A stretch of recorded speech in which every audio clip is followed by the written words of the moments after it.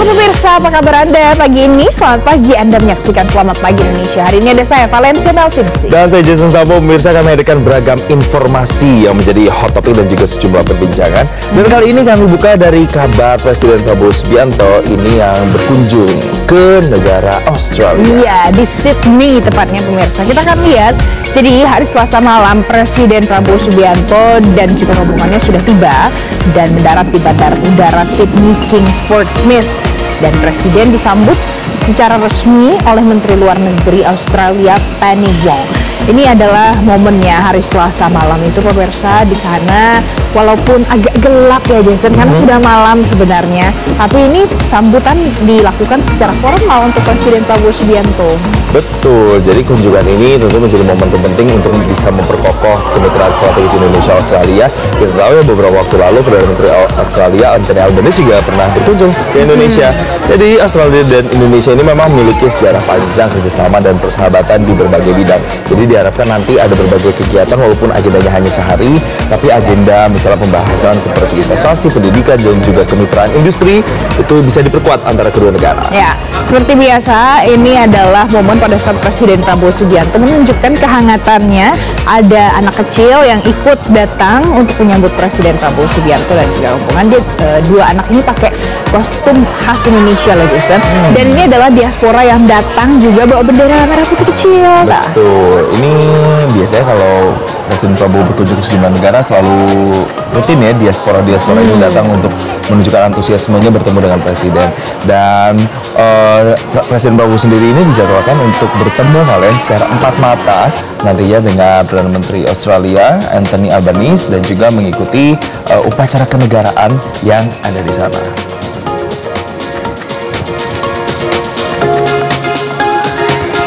Itu kan di luar negeri, Jason, di Sydney, di Australia. Kalau di dalam negeri ini juga ada yang sedang ribut, terus ada pencerahan. Ya, pencerahan soal utang.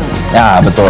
Untuk membahas soal utang bus atau kereta cepat yang mungkin saya, Valen, atau Anda itu sering pakai kalau misalnya kita mau ke Bandung ya, begitu pemirsa, atau sebaliknya. Jadi nanti kabarnya akan ada tim yang di-assess atau yang ditugaskan untuk bisa berangkat ke Cina untuk bisa bernegosiasi dengan pihak Cina. Oke, jadi ini adalah solusi untuk nanti negosiasi antara pemerintah Indonesia dan juga pemerintah Cina yang masih berlanjut. Kemudian pemirsa, ini ada skema pembayaran utang bus nanti yang akan dibayar. Dan Menteri Keuangan Purbaya juga akan ikut dalam tim negosiasi ini untuk memahami sebenarnya apa pembicaraan antara kedua negara ini. Betul, apalagi kan hutangnya besar ya Valen, 1,2 triliun per tahun. Jadi Menteri Keuangan Purbaya juga memberikan komentar soal rencana Presiden Prabowo yang akan menggunakan dana sitaan dari para koruptor katanya untuk bisa bayar utang bus. Kalau begitu kita akan sama-sama lihat lagi pemirsa pernyataan Menteri Keuangan Purbaya terkait dengan penggunaan dana dari koruptor ini.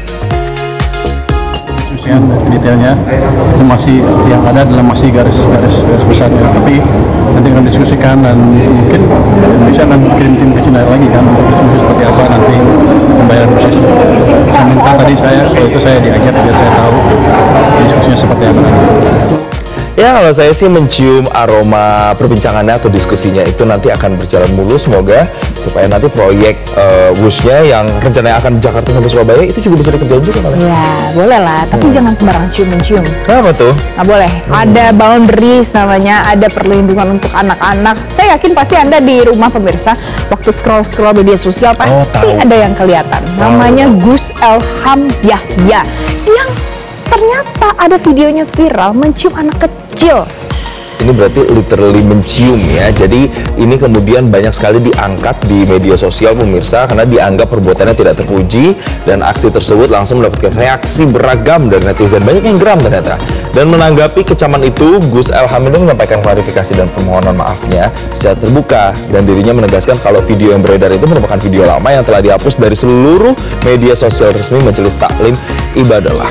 Oke, tapi tetap saja ya kontennya sudah dilihat oleh banyak masyarakat Indonesia menggunakan media sosial. Kita akan simak pemirsa pernyataan dari Gus Elham berikut ini.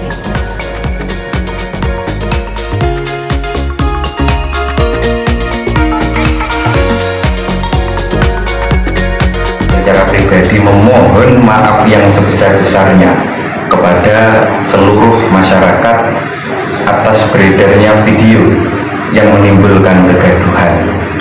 Saya mengakui bahwa hal tersebut merupakan kekhilafan dan kesalahan saya pribadi. Saya berkomitmen untuk memperbaiki dan menjadikan peristiwa ini sebagai pelajaran berharga agar tidak mengulangi hal serupa di masa mendatang. Dan saya juga bertekad untuk menyampaikan dakwah dengan cara yang lebih bijak sesuai dengan norma agama, etika, dan budaya bangsa, serta menjunjung tinggi akhlakul karimah.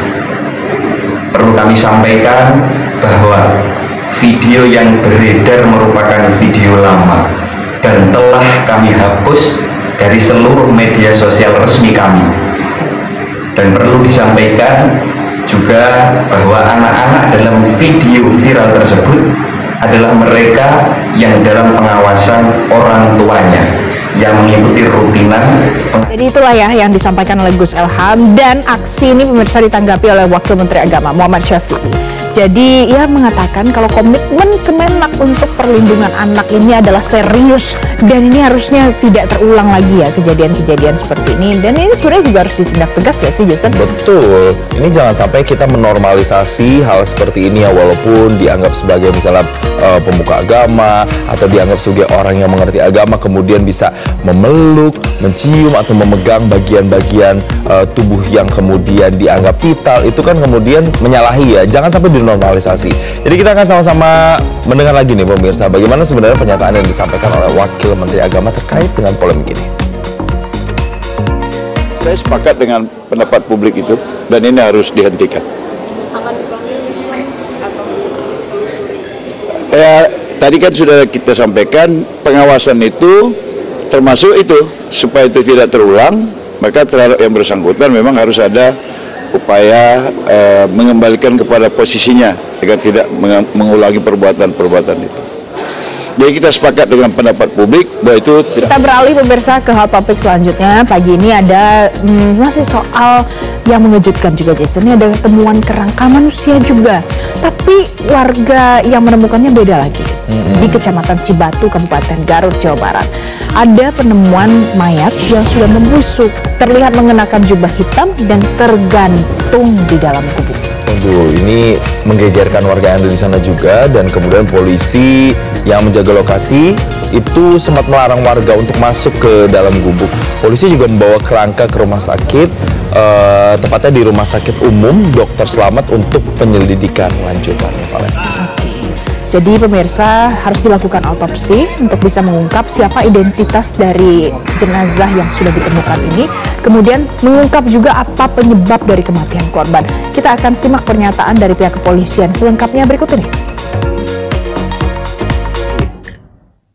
Melewati sebuah gubuk atau saung yang sudah lama tidak dipakai, saksi tersebut mencium bau busuk. Kemudian saksi mendekati arah sumbernya bau tersebut, dan ketika dibuka saung tersebut atau gubuk tersebut, ditemukan mayat sudah tergantung di saung tersebut. Jadi diketahui kan identitasnya itu atau? Saat ini identitas tersebut belum diketahui, ya Polres Garut masih melakukan penyelidikan, dan untuk jenazah tersebut sudah dievakuasi atau dibawa ke Rumah Sakit Umum Dr. Slamet. Nah, berikutnya kalau ini tuh para musisi yang kemarin itu bertandang ke Rumah Perwakilan Rakyat, tapi bukannya diskusi dalam forum yang serius, nyanyi lagi itu kayak udah jadi ritual setiap kali ada penyanyi maupun penyanyi yang jadi anggota diminta nyanyi ataupun yang bukan anggota gitu, Valen ya. Dan posisinya pemirsa itu adalah di dalam rapat balik bersama dengan kelompok Vibrasi Suara Indonesia atau yang biasa kita sebut VISI. Ada Arman Maulana, ada Ariel Noah, ada Judika, sampai ada Vina Panduwinata. Jadi mereka ini datang untuk membahas soal hak cipta, soal mekanisme pembayaran royalti lagu, hak pencipta lagu, LMK, sampai bahas Perpu. Itu sebenarnya tujuannya itu, Jason. Pembahasan itu pembahasan serius, pembahasan yang substansial. Ini adalah masalah yang memang sudah menjadi pembahasan yang cukup lama begitu ya, karena ini melibatkan banyak pekerjaan pekerja seni, termasuk penyanyi, pencipta lagu. Dan di momen rapat itu beberapa anggota DPR tapi justru malah request lagu nih. Mentang-mentang nama mereka ini kan musisi yang mentereng ya. Kayak misalnya Ariel ini disuruh nyanyi, Judika juga Vina Panduwinata juga membawakan lagu-lagu mereka juga.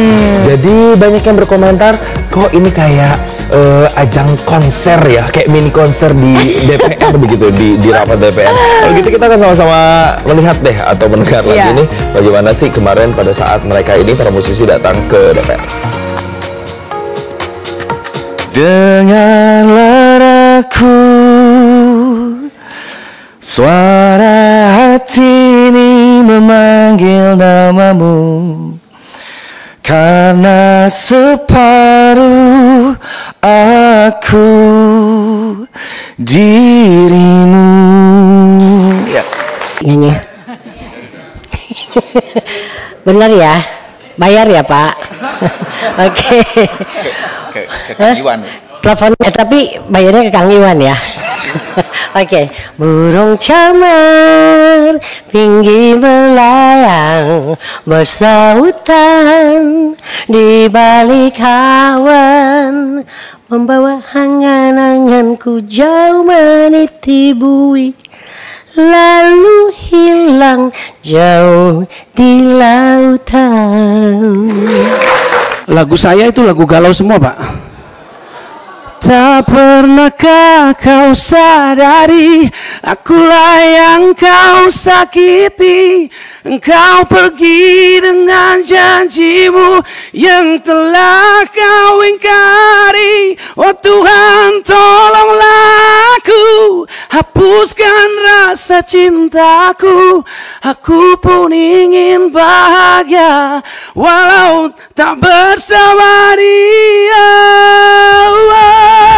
Jadi mau apa kamu nyanyi? Ya makanya kalau saya sih jadi berpikirnya kayaknya sekarang tuh musisi tampilnya bukan cuma off air, bukan cuma di televisi atau di festival musik, tapi juga di rapat-rapat DPR. Aduh, nanti next makanya kalau misalnya diminta nyanyi harusnya harus ada honor nyanyi per menit kali ya, kan itu sepotong-sepotong doang kan. Juga minta tuh sebut minta kan, entah bercanda apa ditindaklanjuti beneran. Soalnya kan alasannya buat minta hiburan kan berarti. Tapi semoga hasil rapatnya bukan jadi hiburan semata, tapi benar-benar dibahas serius. Penting banget soalnya.